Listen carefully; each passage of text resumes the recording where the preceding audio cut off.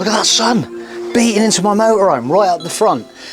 I thought I'd just knock out another quick little video tonight to show you what I've been up to. Reference the beading on the front of the cab on this Burstner. A lot of motorhomes obviously have the white sealer, and it gets very, very kind of like discoloured and mouldy, and it's been getting a little bit frustrating with me on that one. So I thought, right, I'll try a few. I tried like a mould remover. I tried a bit of that deep clean of the silky product, and I wasn't sort of getting much of a result, and it was still looking a little bit not that brilliant. You can see in this picture what it was kind of like looking like, the video. This is quite an up close picture. Okay, so yeah, a lot of detail in that one. Anyway, the next little bit I'm going to show you is the fact that I've got some nice white gloss. It's very, very quick drying. It's almost like a touch-in paint, and I'm starting to apply it along the bead, and it's looking rather good. This next little clip is a real up-close one as well. You can see I'm obviously holding my camera and trying to do the job is a little bit tricky. There's a drip that I'm sort of right, I've got to quickly rip this and get it done.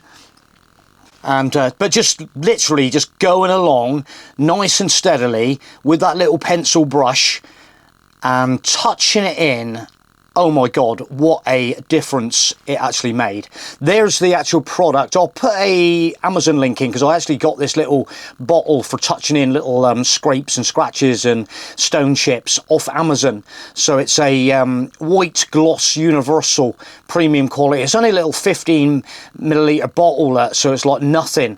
But the end result was pretty stunning. As you can see in these pictures, it's made a real big difference to the front of the motorhome. So I thought I'd just share that. Anybody that's getting a little bit frustrated with the that bead along the top, I do see a lot of, like, especially Burstners, I don't know why, but maybe I'll have to start checking out a few other brand motorhomes and see if they got the same problem. If you got the same problem, what do you do? How do you get it clean? Me being a little bit finicky, it's just nice to see it like brilliant white, and it seems to have made a fairly good result. What do you think? So then, that leads me on to part 2 of this video. Tonight, it is Wednesday night, isn't it? So, yeah, well, am I doing a video a night tonight, this week? I don't know. But anyway, we'll see what happens. Depends if I've got anything exciting to tell you guys. But anyway, Wednesday night, and today I was having a telephone conversation with one of our subscribers, and we've been in Communicado before. And anyway, Chris rang me today, and yeah, he did ring me, Chris. I'm just trying to think now. So occasionally I'll get like a message or something like that, but you actually rang me, and I'm like, hello, what's Chris up to? Anyway, Chris was super excited to tell me the fact that he is just he's just sorting out his first European trip in his motorhome. And I'm like, wow, that Chris, thank you for letting me know on that, mate, because that is what keeps me stoked. And if I've like inspired you to do this trip, I am like one happy bunny, honestly. He was telling me that he is booking a ferry from Portsmouth to, I believe, St. Malo, Chris, correct me if I'm wrong, unless it was, I'm pretty sure it was St. Malo, because you were coming down to Brittany.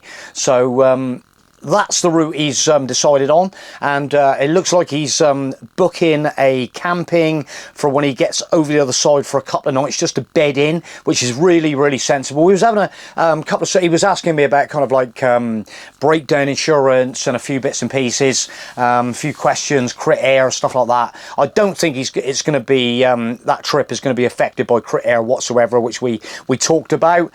And but like I said to Chris, it's always like a good thing if you do get really excited and drive into Paris, like we tend to do occasionally.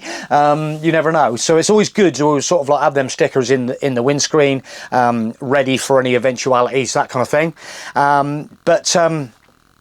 apart from that, I'm kind of like, wow, that's pretty impressive, Chris. So he was saying he's going to book into a campsite for a couple of nights, and then he's going to go off and do his own thing for like a couple of weeks, or in between his couple of weeks trip. And I'm like, that's amazing, mate. So basically I said, look, what you need is the camping car park little card. Get the little card, and then download the app.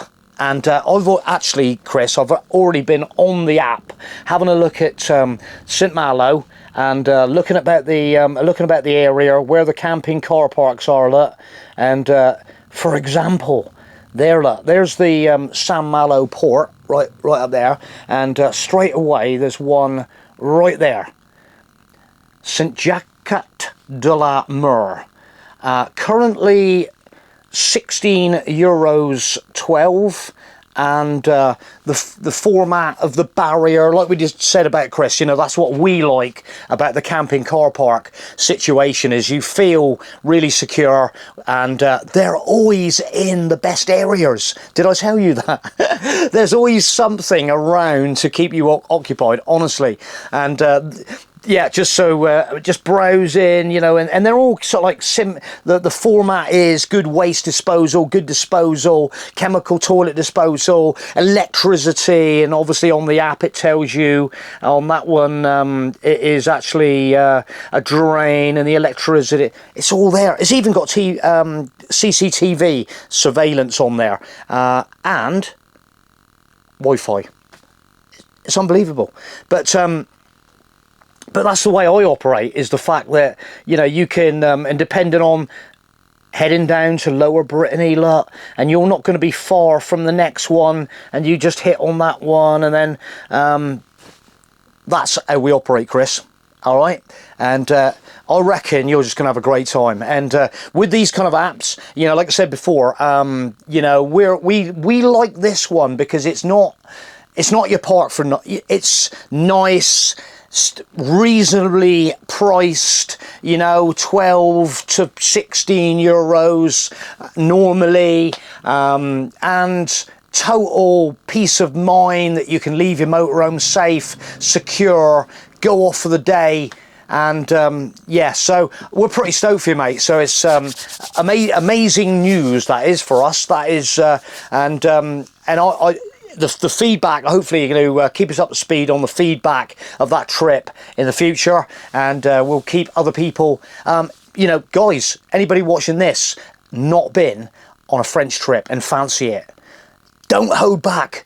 Get on the old Brittany ferries, DFDS, go the New Haven, Dieppe crossing. I was only thinking the other day, that's a great little crossing as well. And the pool Cherbourg is another one. There's loads. What is your favourite crossing, guys? I want to know what your favourite crossing is. Put a comment in.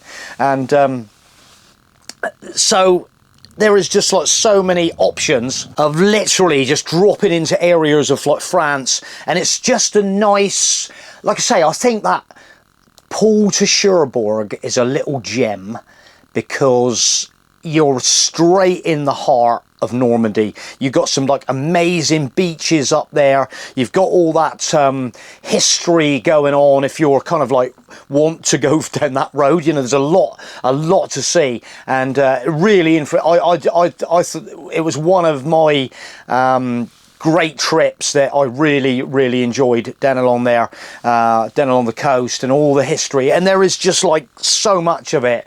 And yeah, if you've had enough of that and you want some good beach, you head out to Ile de Ré. You get across that bridge, get down to La Rochelle, get across the bridge, Ile de Ileron, you get Royan. Oh my God, it's just endless. And then Chris, you need your French Passion book as well. Have a look at don't forget French Passion. I sort of like, the more I sort of talk about it and sort of like think about some of the trips we've done previously with France Passion, having your Vin Rouge out in a vineyard in the middle of France and some nice cheese and stuff. There is nothing like it, honestly. Really good. And they tend to get sort of like better weather than us. for one. But it's the thing is, the greatest thing is they're so camper van friendly out there. They're so motorhome friendly, and camping car, air de camping car in Francais.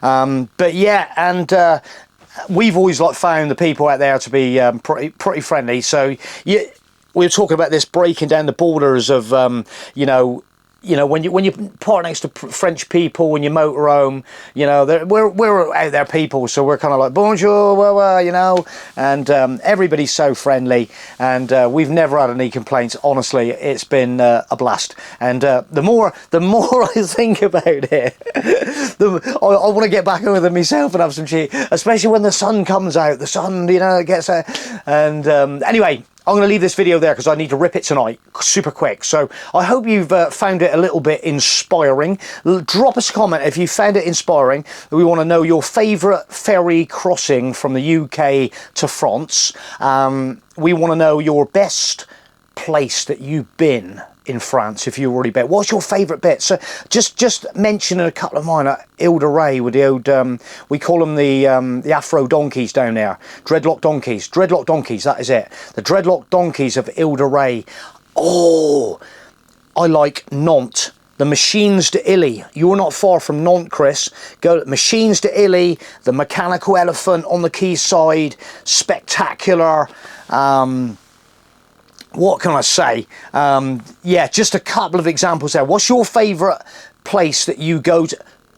Chateaus on the Loire Valley, down the Loire. Oh, that we did that chateau. We've done Chambord. We've been to a few years ago. We were having raspberry Chambord liqueur, having a they would call them like little cocktail shot of like call them like a donut, and it tasted like raspberry jam and stuff. But yeah, Chateau Chambord down on the Loire River.